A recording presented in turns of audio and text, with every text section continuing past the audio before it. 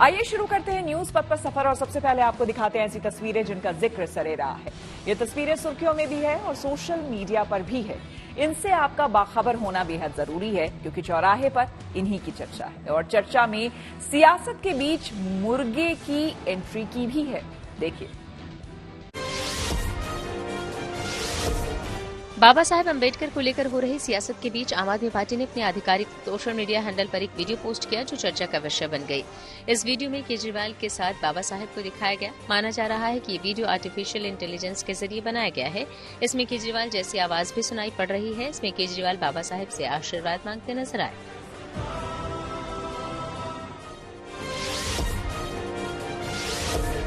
हिमाचल प्रदेश में जंगली मुर्गा विवाद का मामला विधानसभा सत्र के दौरान भी देखने को मिला। सत्र के दूसरे दिन पूर्व सीएम जयराम ठाकुर और बीजेपी के दूसरे विधायक मुर्गे के कटआउट हाथ में लेकर धर्मशाला के तपोवन में नारेबाजी करते नजर आए। इस नारेबाजी के जरिए ये पूछा गया कि जंगली मुर्गे किसने खाए। ये पूरा विवाद शिमला के टिक्कर गांव का है, जहां का एक वीडियो सोशल मीडिया पर वायरल हुआ था जिसमें रात्रि भोज के दौरान जंगली मुर्गे को लेकर चर्चा हुई। हालांकि सीएम ने साफ किया था कि उन्होंने वहां कोई मुर्गा नहीं खाया। उनके मुताबिक तबियत खराब रहने की वजह से वो नॉनवेज और तला हुआ खाना नहीं खाते।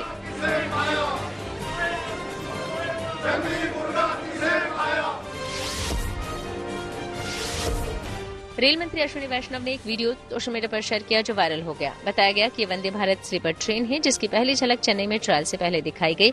इसमें खूबसूरत स्लीपर सीट और दूसरी सुविधाएं दिखाई दी। बिहार के सहरसा में लव मैरिज करने वाली एक महिला की शादी उसके दूसरे प्रेमी से कर दी गई। और तो और ये शादी और किसी ने नहीं बल्कि खुद महिला के पहले पति और ग्रामीणों ने करवाई। बताया गया कि इन दोनों ने 12 साल पहले खुद प्रेम विवाह किया था। वैसे कहा जा रहा है कि इस महिला के दूसरे प्रेमी की पहले से भी एक शादी हो चुकी है और उसके बच्चे भी हैं।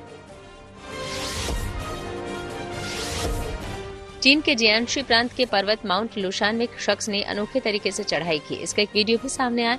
इसमें सन ग्यूशान नाम का यह शख्स उल्टा खड़ा होकर हाथों के बलों पर चढ़ता दिखाई दिया।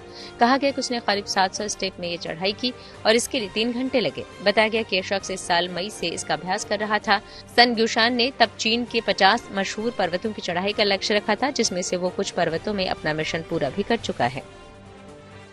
जिंदगी का सफर सुहाना हो, इसके लिए सावधान रहना जरूरी है। रोजमर्रा के आपाधापी में कुछ देर बैठकर सोचना समझना भी जरूरी है कि आपके आसपास क्या हो रहा है और जो कुछ हो रहा है उससे हमारी जिंदगी, हमारा परिवार कैसे प्रभावित हो सकता है। इसलिए हॉर्न बजाकर बाखबर करने वाली खबर जरूरी होती है। और आज की ये खबर मुंबई में हुए बोट हादसे से जुड़ी हुई है। मुंबई में गेटवे ऑफ इंडिया से एलिफेंटा जा रही यात्रियों से भरी फेरी बोट पलट गई। ये हादसा नौसेना की एक स्पीड बोट के टकराने के बाद हुआ। हालांकि 100 से ज्यादा लोगों को सुरक्षित बाहर निकाल लिया गया, जबकि 13 लोगों को जान से हाथ धोना पड़ा। बताया जा रहा है कि नौसेना के स्पीड बोट की स्टंटबाजी से ये दर्दनाक हादसा हुआ। ऐसे में जरूरी है कि समंदर में जानलेवा स्टंटबाजी से खुद भी सतर्क हो जाएं और दूसरों को भी सावधान करने के लिए हॉर्न बजाएं।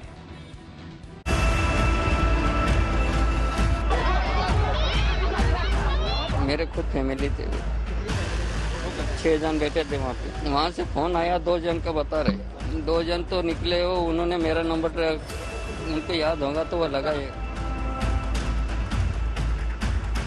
जैसे हादसा हुआ मेरे पास फोन आया प्रवीण कुमार का, या on the spot gate of India पे आइए, हादसा हो गया है। जैसे ही हम लोग आए तो हमारे टोटल 5 थे, उसमें से 4 लोग तो मिल गए, अभी तक एक मिसिंग है।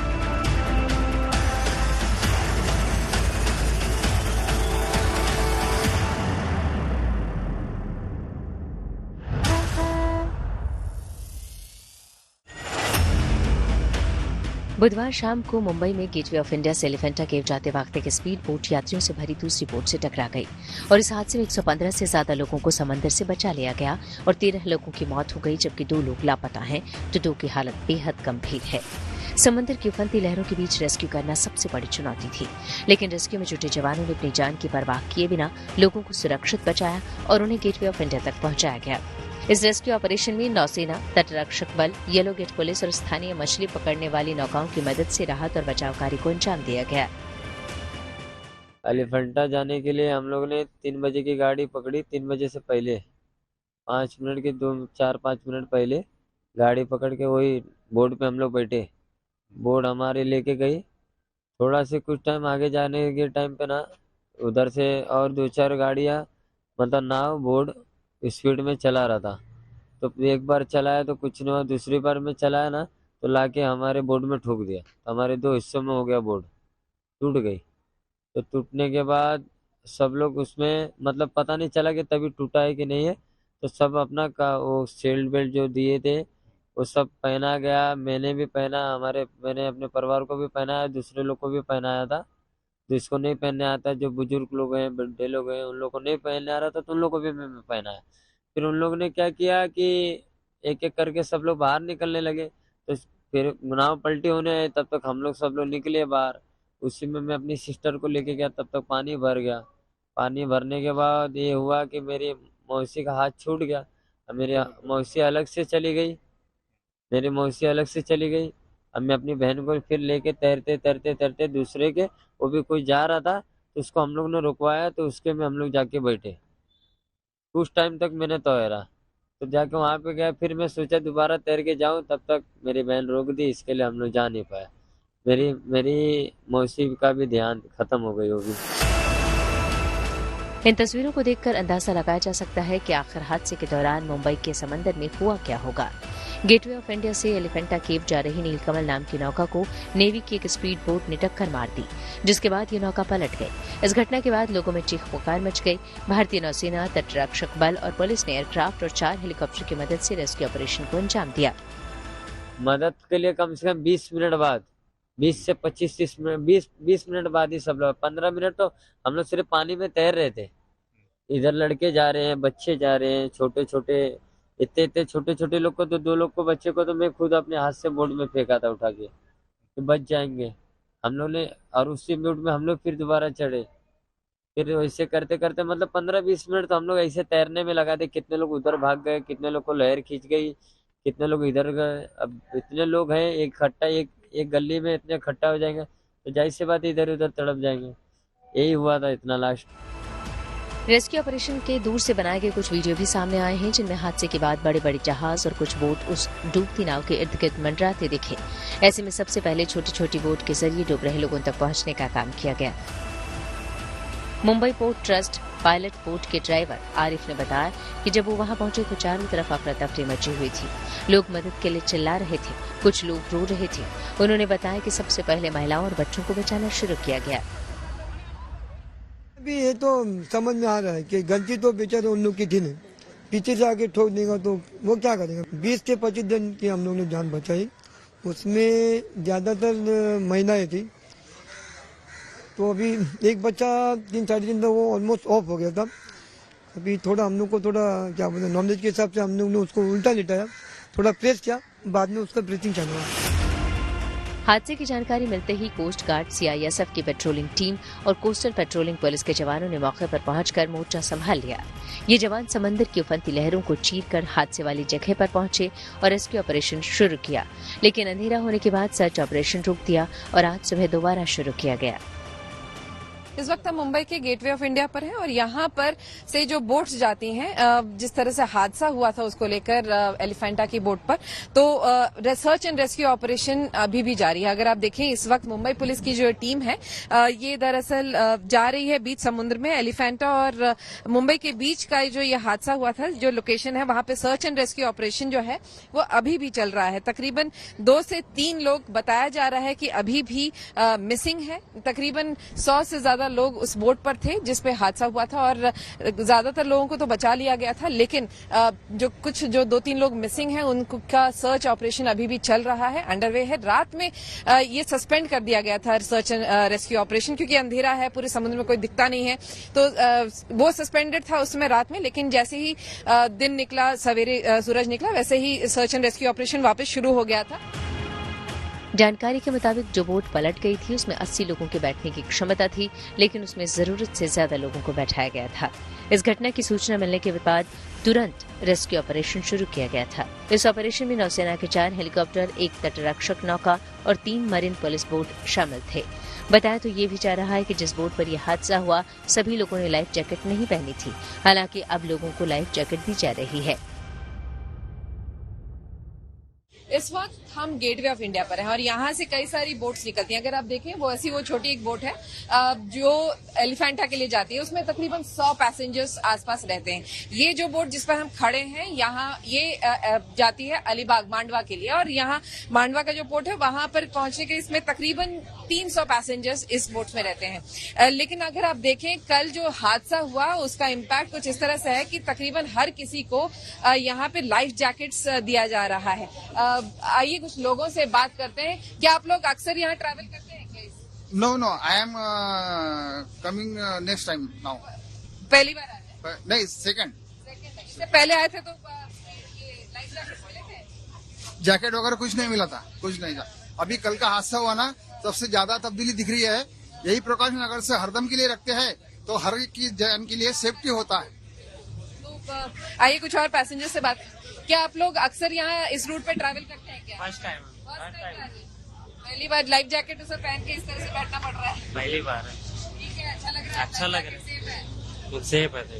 बिल्कुल। तो जैसा आपने सुना कुछ ज्यादातर जो लोग हैं उनका यही कहना है कि दरअसल इस रूट पे जो लाइफ जैकेट्स हैं दरअसल दी नहीं जाती, बोट्स पे रखी जरूर जाती हैं, लेकिन बहुत सारे जो पैसेंजर्स हैं उसे कम्बलसम फील करते हैं, नहीं पहनते हैं।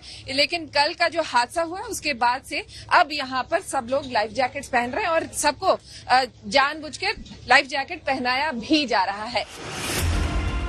लेकिन बोट ड्राइवर्स का कहना है कि लोग कहने के बावजूद भी लाइफ जैकेट नहीं पहनते हैं। सब सेफ्टी रहता है फेरी बोट में, जो जाते कस्टमर सबको सब रहता है। और कोई कस्टमर रहते हैं कि उन लोग फोटो निकालने आते हैं, कहाँ पर घूमने आते हैं, तो उन लोग लाइफ जैकेट पहनते नहीं है। तो वो बोलते सैनिटाइजर नहीं है, ये नहीं है, सब कुछ रहता है, तो उन लोग की वजह से उन लोग पहनते नहीं है। आपका कहना है कि आप लोग प्रोवाइड करते हैं, लेकिन हम पैसेंजर से बात कर रहे थे।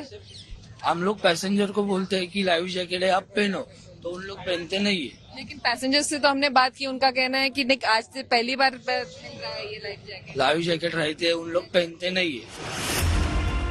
फिलहाल मुंबई पुलिस ने नौसेना के स्पीड बोट चालक और अन्य जिम्मेदार लोगों के खिलाफ कोलाबा पुलिस थाने में बीएनएस की धारा 106(1), 125(a), (b), 282, 324(3)(5) के तहत एफआईआर दर्ज की गई है।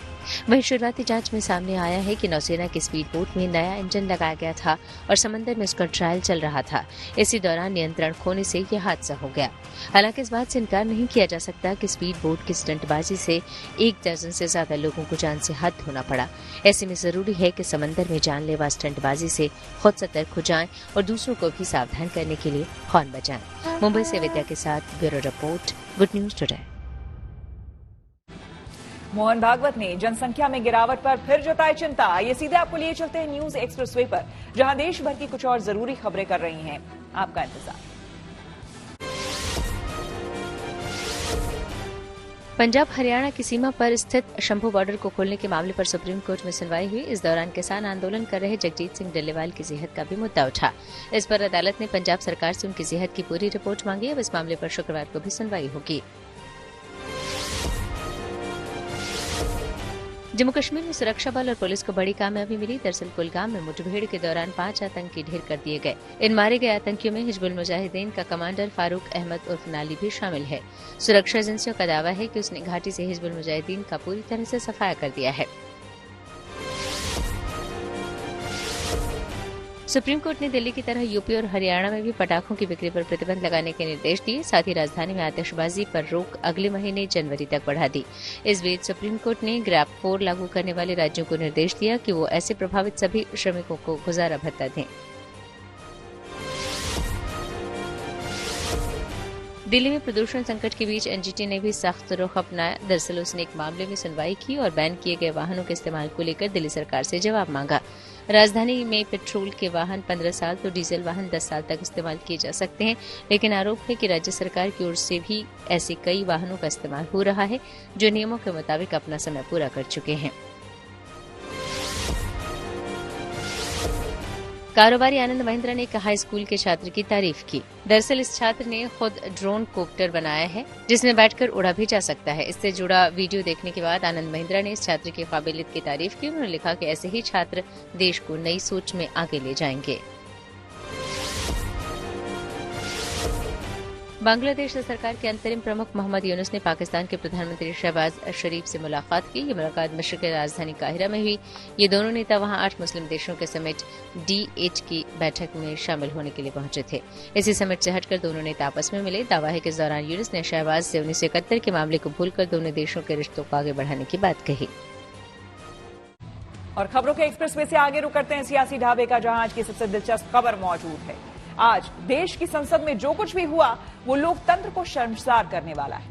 संसद के गौरवशाली इतिहास में आज उस वक्त दाग लग गया जब संसद परिसर में सांसदों के बीच धक्का मुक्की होने लगी। अंबेडकर के नाम पर और संविधान के नाम पर आज बीजेपी और कांग्रेस के सांसद आपस में भिड़ गए और इसी धक्का मुक्की में बीजेपी के 2 सांसदों को चोटें भी आई। दोनों को अस्पताल में भर्ती कराया गया। बीजेपी आरोप लगा रही है कि राहुल गांधी ने सांसदों को धक्का दिया और कांग्रेस कह रही है कि धक्का मुक्की बीजेपी वालों ने की है, जिसकी वजह से कांग्रेस अध्यक्ष मल्लिकार्जुन खड़गे गिर गए।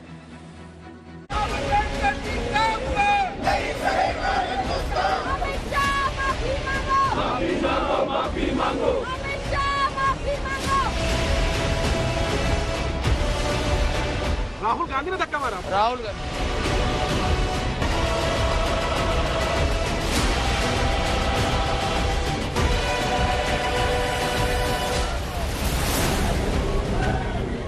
संसद की लड़ाई अस्पताल और थाने तक पहुंच गई। शुरू संविधान पर जुबानी चर्चा से हुई, नौबत धक्का मुक्की की आ गई।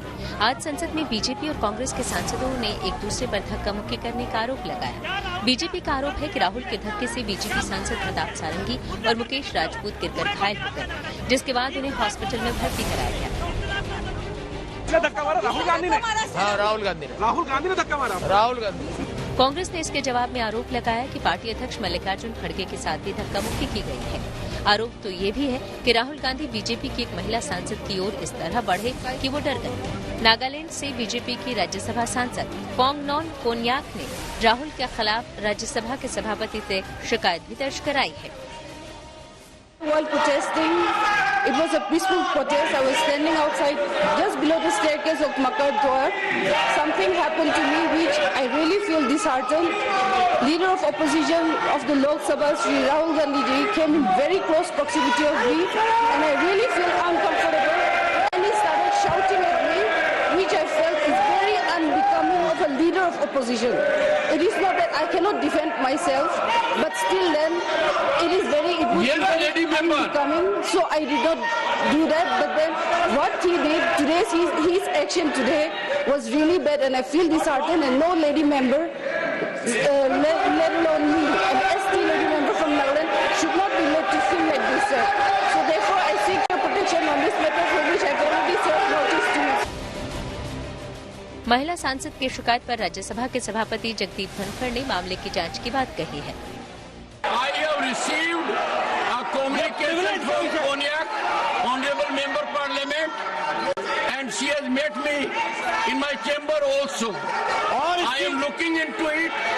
She was literally in tears. According to her, she could never believe that as a lady member, she would have to suffer so much at the hands of another member parliament. I am looking into it. Rajya Sabha में नेता सदन JP Nadda और संसदीय कार्य मंत्री किरेन रिजिजू ने भी राहुल गांधी पर गंभीर आरोप लगाए और कहा कि महिला सांसद को डराना शर्मनाक है। सभापति जी, मैं ये कहना चाहता हूँ कि यह सदन इस घटना की कड़े शब्दों में निंदा करता है और मैं प्रस्ताव लाना चाहता हूँ कि जो हमारे लोकसभा के लीडर ऑफ ऑपोजिशन हैं, उनके कृत्य के लिए आज जो उन्होंने किया है उसको कड़े शब्दों में यह सदन कड़े शब्दों से निंदा करता है, भर्त्सना करता है। लोकसभा में नेता प्रतिपक्ष ने जो आज कारनामा किया, हमारा लेडी सांसद को धकेल करके फिजिकली जो चार्ज किया और लोकसभा के 2 और सांसदों को श्री राहुल गांधी ने इतना जोर से धक्का मारा, खून निकला, हॉस्पिटलाइज हो गया। ये जो कांग्रेस पार्टी का बिहेवियर है, ये इतना शर्मनाक है, हम विश्वास भी नहीं कर सकते हैं। हमारे पास संख्या है, हम डरने वाला नहीं है, लेकिन हाथापाई करके हम एक दूसरे को मारा बीमारी करके संसद को हम इस नीचे स्तर तक हम गिराना नहीं चाहते हैं। धक्का मुक्की की इस घटना के बाद दोनों पक्षों ने एक दूसरे के खिलाफ पुलिस में शिकायत दर्ज कराई है। हम अंदर जाना चाहते थे, लेकिन उन्होंने दरवाजे पे रोका और ऐसा कि उन्होंने अपना मसल पावर दिखाने के लिए इतने सारे वहां पर उनके पुरुष एमपीज थे, पूछो मत। हमारे महिला हमारे साथ आ रहे थे, वो बहुत शांत तरीके से आ रहे थे, लेकिन उनको भी रोका गया। तो इसीलिए ये जबरदस्ती हमारे ऊपर हमला करके, और मैं उसमें पहले ही मैं किसी को धक्का देने की स्थिति में नहीं हूं, लेकिन मेरे को खुद वो लोग धक्का दिए, मैं अपना बैलेंस नहीं संभाल सका, मैं नीचे बैठ गया। तो अब हमारे ऊपर इल्जाम भी लगा रहे कि हमने धक्का दिया, हमने उनको गिराया। राहुल जी B.R. अम्बेडकर जी की फोटो लेकर शांतिपूर्वक जय भीम के नारे को बोलते हुए संसद में जा रहे थे। संसद में जाने से किसने रोका? आप देख लीजिए, हम इतने दिनों से प्रोटेस्ट कर रहे हैं, साइड में प्रोटेस्ट कर रहे हैं, जो भी आ रहा है जा रहा है, उसको पूरा रास्ता है। इन्होंने कुछ एकदम शांतिपूर्वक प्रोटेस्ट हुए, कितने दिनों से चल रहे हैं, रोज 10:30 से 11। आज पहली बार इन्होंने प्रोटेस्ट किया, सबको रोक दिया, और उसके बाद धक्का मुक्की और ये गुंडागर्दी। और अब सिर्फ अमित शाह जी की खाल बचाने के लिए ये अब इन्होंने साजिश शुरू की है कि भैया ने किसी को धक्का मारा, ये वो। मेरी आंखों के सामने आप सब ने देखा होगा, खड़गे जी को धक्का मार के जमीन पे गिराया, उसके बाद एक CPM के MP को धक्का मारा, उनके ऊपर गिरे, खड़गे जी के ऊपर। इस विवाद की शुरुआत संविधान पर चर्चा के दौरान 17 दिसंबर को अमित शाह के अम्बेडकर पर दिए एक बयान से हुई थी, जिसके बाद से विपक्ष अमित शाह पर अम्बेडकर के अपमान का आरोप लगा रहा है। वहीं बीजेपी आरोपों को बेबुनियाद बताकर बयान को तोड़ मरोड़ कर पेश करने का आरोप लगा रही है। लेकिन हद तो तब हो गई जब आरोप प्रत्यारोप के बीच बात धक्का मुक्की तक पहुंच गई। Bureau report, good news today. News पर आगे है धन बाजार, जहां शेयर बाजार से लेकर कारोबार तक की सभी अहम खबरें हम आपको दिखाते हैं, जिसका सीधा रिश्ता आपकी आमदनी आपकी जेब से होता है। तो तेज रफ्तार खबरों के बीच ये जरूरी खबरें छूट ना जाए, इसलिए सीधे आपको लिए चलते हैं धन बाजार।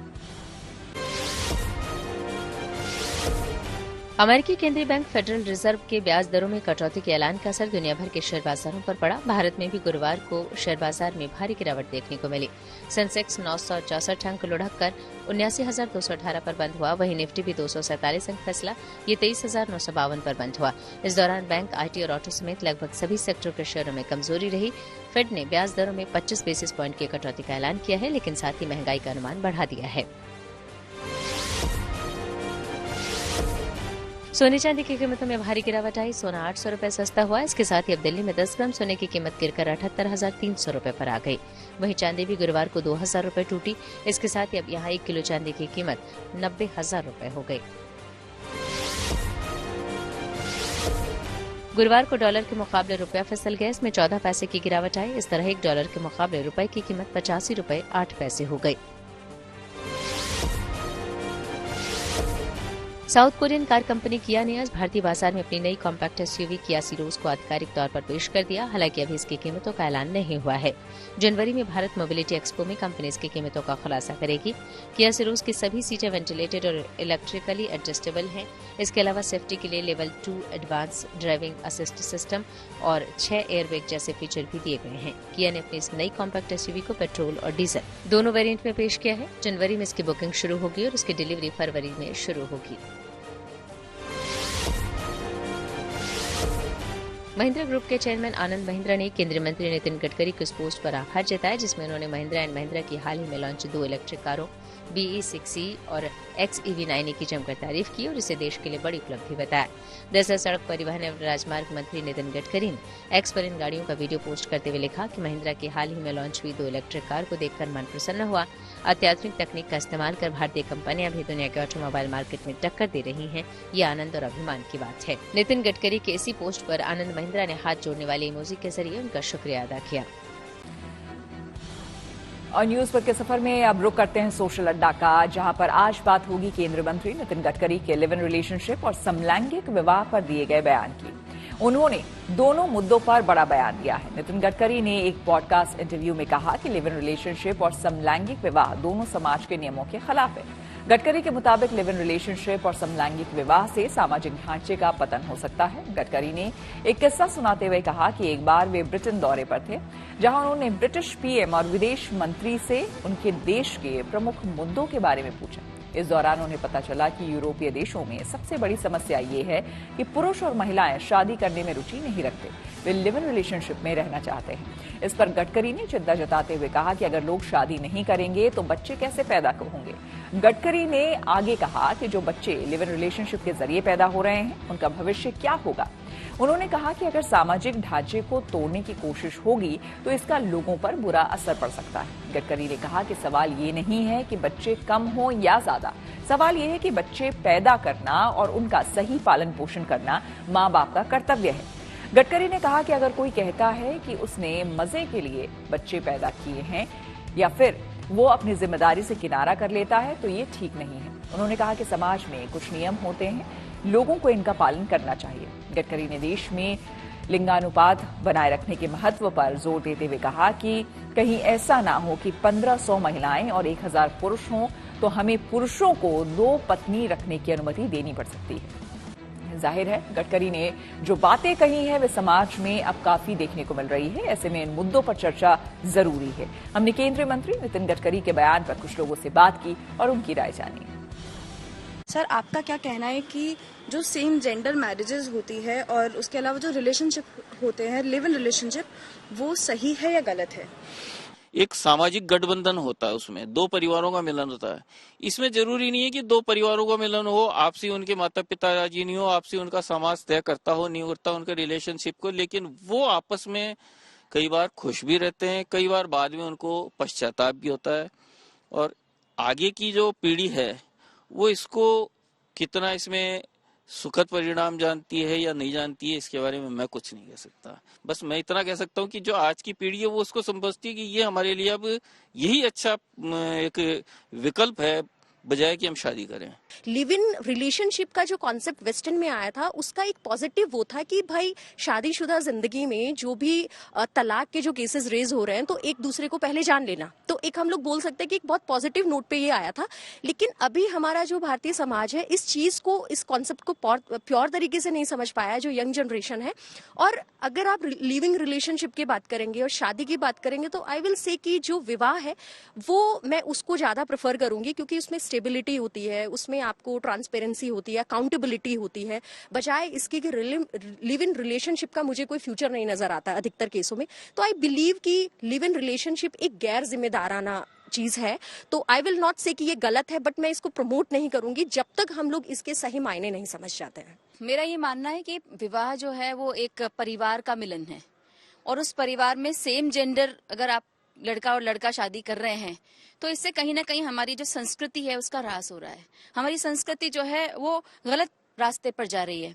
जिम्मेदारियों की कमी के कारण और अपने मजे के कारण लोग इस तरह से करते हैं कि हाँ, इस तरह की बात है कि एक औरत और एक आदमी के अंदर जो शादी के बाद जो विवाद होते हैं, जो झगड़े होते हैं, जो तलाक की तक व्यवस्था पहुंच जाती है, तो वो ना हो। इसलिए आजकल ठीक है लड़का लड़का लड़की लड़की एक साथ में रहते हैं, लेकिन मेरा ये मानना है कि संस्कृति को अगर हमें बचाना है, हमारी परंपराओं को हमें बचाना है, तो इस प्रकार के जो कानून है उस पर रोक लगनी चाहिए। देखिए, जो LGBTQ समुदाय है उनका अपना ये निजी अधिकार है, और वर्तमान समय में जो है हमारे देश में जो है इसको अधिकार दे दिया गया है, कानूनी रूप से इसको मान्यता दे दी गई है। लेकिन अगर हम बात करते हैं कि अगर 2 LGBTQ कम्युनिटी के लोग अगर विवाह करते हैं तो उसमें बहुत सारे चैलेंजेस भी हैं। ये धार्मिक और सांस्कृतिक रूप से जो है पतन की ओर ले जाने की ओर तो है ही, लेकिन साथ ही साथ कहीं ना कहीं ये रिप्रोडक्शन को भी प्रभावित करता है। बायोलॉजिकली वहां से आप जो है बच्चे पैदा नहीं कर सकते हो, तो कहीं ना कहीं हमारी जो जनरेशन है वो भी इससे इफेक्ट होगी। और लेकिन ये किसी का निजी अधिकार है तो मैं इसे प्रमोट तो नहीं करूंगी, लेकिन मैं इसको जो है पूरी तरीके से डिनाई भी नहीं कर सकती हूँ। अगर आप अपनी संस्कृति से खिलवाड़ करोगे, आप अपने कल्चर से खिलवाड़ करोगे, अपने बच्चों को अगर ना तो हम ट्रेडिशनल हैं और ना हम मॉडेस्ट हैं, हम बीच में आ चुके हैं, हमारे बच्चे ये समझ नहीं पा रहे हैं, वो कॉपी तो कर रहे हैं यूरोपियन कल्चर को, लेकिन वो समझ नहीं पा रहे हैं कि जो हिंदू धर्म है उसकी जो साइंस है, जो उसके साइंटिफिक रीजंस है, उसमें आप जाके देखेंगे तो आपको हर एक चीज के पीछे साइंटिफिक एक कॉज दिखेगा। और इसलिए मैं लिव इन के लिए मना नहीं कर रही हूँ, क्योंकि देखिए बच्चों की सबका परसेप्शन अलग अलग होता है, but then as a doctor मैं डिनाई करूंगी। रीजन इज कि आप देखिए कि इसमें जेनेटिक म्यूटेशन या वीक जो आपकी स्पीशीज आएंगी नेक्स्ट, वो बड़ी वीक होंगी। रुक करते हैं प्रगति मार्ग का, जहां ऐसी खबरें हैं जो कि देश की तरक्की, प्रगति और लोगों की काबिलियत दिखाती है। आज यहां हम आपको मिलवाएंगे एक ऐसे शख्स से जो उन लोगों की मदद करते हैं जिन्हें अपनी भी खबर नहीं है। दरअसल सुनील नागर यूपी के ग्रेटर नोएडा में सड़क किनारे भटकते ऐसे लोगों को उनके परिवार से मिलाने का काम करते हैं जो मानसिक रूप से कमजोर हैं, जिन्हें अपना नाम पता तक मालूम नहीं होता। सुनील पिछले 8 वर्षों में ऐसे 15 लोगों को उनके परिवार से मिला चुके हैं या फिर उन्हें बेहतर जिंदगी के लिए शेल्टर होम पहुंचा चुके हैं।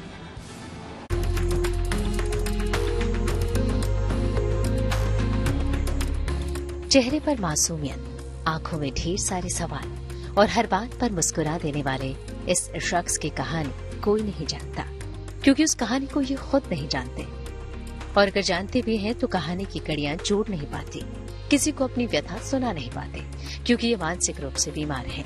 आज भले ही इनके होठों पर मुस्कान है, लेकिन अपने हमनाम सुनील से मिलने से पहले इनकी हालत बदतर थी। मिले थे तो इनके चेहरे और सिर पर चोट के निशान थे। ये बिना किसी नाम और पहचान के सड़कों पर बेसहारा भटक रहे थे, लेकिन अब कई लोगों को अपने परिवार से मिला चुके सुनील ने इन्हें भी परिवार से मिलाने की ठानी है, ताकि अपनी पुरानी जिंदगी में लौट पाएं। सड़क पर ऐसे लोगों को देखकर कोई इन्हें पागल समझता है, कोई इन्हें भिखारी समझता है, कोई इन्हें लाचार समझता है और 5-10 रुपए या कुछ खाने के लिए देकर आगे बढ़ जाता है। लेकिन सुनील ने ऐसे लोगों को उनके हालातों से बढ़कर समझा, उनके बारे में जानने की कोशिश की और ये समझा कि इनमें से अधिकतर लोग किसी न किसी मानसिक बीमारी से पीड़ित हैं। इसलिए सुनील ने मदद के लिए अपना हाथ उनकी तरफ बढ़ाया। ग्रेटर नोएडा के रहने वाले सुनील नागर पिछले 8 साल से ऐसे लोगों की मदद कर रहे हैं जो मानसिक रूप से बीमार हैं और बिना किसी पहचान के भटक रहे हैं। सुनील ऐसे लोगों की मदद के लिए आगे आए हैं जिन्हें भिखारी समझकर कोई उनके आगे पैसे डाल देता है तो कोई खाने का सामान, लेकिन कोई उसके भीतर झांकने की कोशिश नहीं करता। सुनील ऐसे लोगों के लिए मसीहा बनकर मदद कर रहे हैं। वो अब तक करीब 15 लोगों को अपने परिवार से मिलवा चुके हैं। 2014 में भारत सरकार ने मानसिक स्वास्थ्य नीति जारी की थी और जिसके बाद 2017 में मानसिक स्वास्थ्य देखभाल अधिनियम बनाया था, जिसके तहत हर राज्य में एक मानसिक स्वास्थ्य प्राधिकरण का गठन होना चाहिए और हर जिले में एक समीक्षा बोर्ड हो और इसके अलावा एक शेल्टर हो। अभी भी भारत में 600 से ज्यादा ऐसे जिले हैं जिनमें इस तरह के शेल्टर नहीं है या जहां पे नियमों का पालन नहीं किया जा रहा है। यदि सरकार चाहे तो इस पर बहुत अच्छे से कार्य कर सकती है और इस तरह के जो लाखों लोग सड़कों पर, बस स्टैंड पर, रेलवे स्टेशनों पर घूम रहे हैं, उनको लेकर के जागरूकता फैला सकती है और उनको शेल्टर में इलाज मुहैया करा सकती है। सुनील ऐसे लोगों को न सिर्फ सड़क से उठाकर लाते हैं, बल्कि जरूरत के हिसाब से इलाज से लेकर रहने खाने की व्यवस्था भी खुद करते हैं। चाहते हैं कि सरकार और आम लोग भी इस मानवीय तकलीफ को समझें और मदद के लिए आगे आएं। काफी सारे लोग मुझे अक्सर सड़क पर मिलते हैं तो मैं प्रयास करता हूं कि उनके घर का पता लगाऊं और उनको उनके घर तक पहुंचाऊं। इसमें नवयुवक से लेकर कई बार काफी बुजुर्ग लोग भी होते हैं और ये कई गंभीर बीमारियों से ग्रसित होते हैं। कई बार इनको चोट लगी हुई होती है और कई बार ये स्ट्रेस में या डिप्रेशन में आकर के इनका मानसिक स्वास्थ्य खराब हो जाता है, जिसके बाद ये अपने घर वालों से बिछड़ जाते हैं। इस दौरान मैं करीब 14-15 लोगों को उनके घर वालों से मिला चुका हूं और बाकी जिनके घर वाले नहीं मिल पाते हैं तो मैं उनको किसी संस्था में एडमिट कराने का प्रयास करता हूं। सामान्य इंसान की मदद फिर भी की जा सकती है, लेकिन एक ऐसे इंसान की मदद करना जिसे खुद के हालात का ही पता न हो, जिसे ये भी मालूम न हो कि उसे किसी की मदद चाहिए, उसकी मदद के लिए आगे आना बड़ी बात है। अब तक लगभग 15 लोगों को सुनील ऐसे लोगों को उनके घर तक पहुंचा चुके हैं, उनके परिवार से मिलवा चुके हैं जो कभी अपने परिवार से भटक गए थे। और कई परिवार तो ऐसे थे जो अपने बच्चे को इस दुनिया में नहीं है, ऐसा मान चुके थे, लेकिन सुनील की मेहनत ने, समझ ने उन्हें वापस से उनके घर का बेटा दिलवाया। आप लोग भी अगर सड़क पर इस तरह के लोगों को देखते हैं तो सिर्फ उनके प्रति दया मत रखिए, उनसे बात जरूर करिए। हो सकता है कि आप भी किसी बेटे को उसके परिवार तक पहुंचाने का एक जरिया बन जाए। कैमरामैन शैलेंद्र के साथ Manish Chaurasia, good news today, greater Noida. इसी के साथ न्यूज पथ में मेरे यानी कि श्वेता झा के साथ फिलहाल इतना ही। देश दुनिया की तमाम पॉजिटिव खबरों के लिए आप देखते रहिए गुड न्यूज टुडे।